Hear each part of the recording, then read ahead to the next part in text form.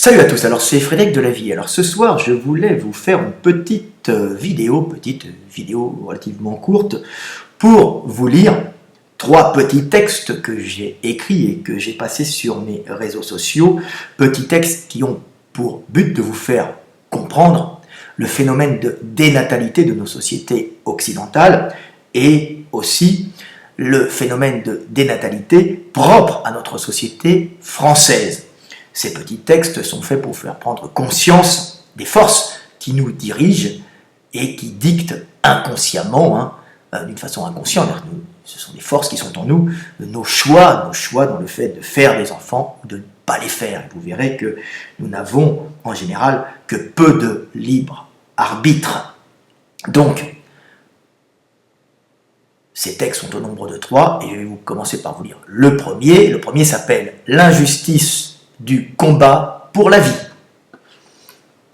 En France, si tu n'as pas au départ un minimum de richesse pour assurer ta subsistance, toute l'énergie que tu mettras pour sortir de la merde, tu ne la mettras pas pour conquérir la femme et fonder une famille.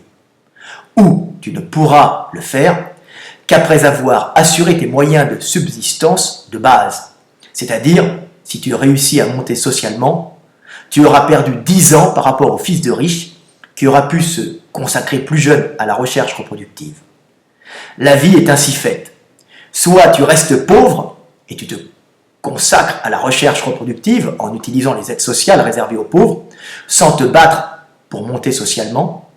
Soit tu es déjà riche de naissance et tu pourras, grâce à ta richesse, que tu seras géré par ton éducation, rechercher en toute sérénité une partenaire pour perpétuer ta lignée. Celui qui, pauvre, utilise son énergie et son temps pour monter socialement, et souvent en France, par l'intensité, l'âpreté et la permanence du combat, limité temporellement dans sa recherche reproductive et souvent stérilisé d'office. C'est ainsi qu'en France, le pays de caste, par excellence, ce sont les riches et les pauvres qui font le plus d'enfants. Oui, ce sont en général les pauvres qui prennent les aides sociales, qui s'entassent dans des logements sociaux avec des aides au logement, des logements pas chers, qui vont faire le plus d'enfants, car de toute façon, ils ne sont pas absorbés par la lutte pour monter socialement. Tandis que les riches, eux, en général, et ça s'avère dans la grande bourgeoisie, c'est connu, font en général beaucoup plus d'enfants que la classe moyenne des producteurs qui sont l'énergie vive du pays et qui, eux, sont en général de piètres reproducteurs. Évidemment, ils passent leur temps à essayer de monter socialement, cette énergie ne pouvant pas être mise ailleurs. Et en plus, ils n'ont pas assez, d'argent pour avoir un logement convenable, puisqu'ils ne sont pas forcément héritiers, pour pouvoir héberger une famille dans des conditions décentes. Donc le deuxième texte que je vais vous lire, je le recherche, s'appelle « L'esclavage par l'inaccessibilité au logement », ce que je vous expliquais un peu avant. Toute notre société esclavagiste française repose sur l'inaccessibilité au logement, générant des esclaves producteurs. Pour libérer les hommes, il faut absolument limiter la possession de logements pour faire chuter la possession de logements par individu, pour faire chuter les prix et ainsi faciliter l'accès à la propriété et se sortir de l'asservissement généré par un loyer délirant ou un crédit sur 25 ans obligeant les hommes à vivre en esclaves pour loger correctement leur famille. Dans ce système infâme, la seule chose que l'on laisse aux hommes, quand ils sont stérilisés par l'inaccessibilité au logement, leur empêchant de fonder un foyer, c'est une pseudo-liberté sexuelle sans finalité reproductive ou des décharges de dopamine calmantes par l'achat compulsif de merde, inutile, leur permettant de se relaxer 5 minutes en se croyant enfin libres de faire un choix entre les choses inutiles que leur proposent les marchands. Petit texte simple, mais qui j'espère vous fera comprendre dans quel cercle vicieux, dans quel anneau du diable, la majorité des Français de classe moyenne sont rentrés. Donc, j'ai un dernier petit texte si je le retrouve. Vous n'en aurez que 3. Qui est un texte plus généraliste, hein, qui s'appelle « Dénatalité et remplacement ». La cause de la dénatalité des Occidentaux et de certains Asiatiques, comme les Japonais, est due à leur consommation excessive. Car pour qu'un enfant devienne un adulte socialement intégré, sa famille doit dépenser des fortunes pour le loger, l'éduquer et le nourrir correctement. Pour une famille occidentale, à cause du coût de la vie et de notre consommation excessive, il devient donc presque impossible d'avoir plus de 2 enfants sans voir son niveau de vie s'effondrer dramatiquement. C'est ainsi que les dirigeants de nos pays occidentaux, particulièrement de la France, conscients de cette baisse de natalité et pour continuer à alimenter le marché du travail pour ne pas perdre en puissance productive, font venir des pays pauvres une population de remplacement, population qui en 2 générations finira par perdre sa fertilité, stérilisée par le mode de vie coûteux des Occidentaux.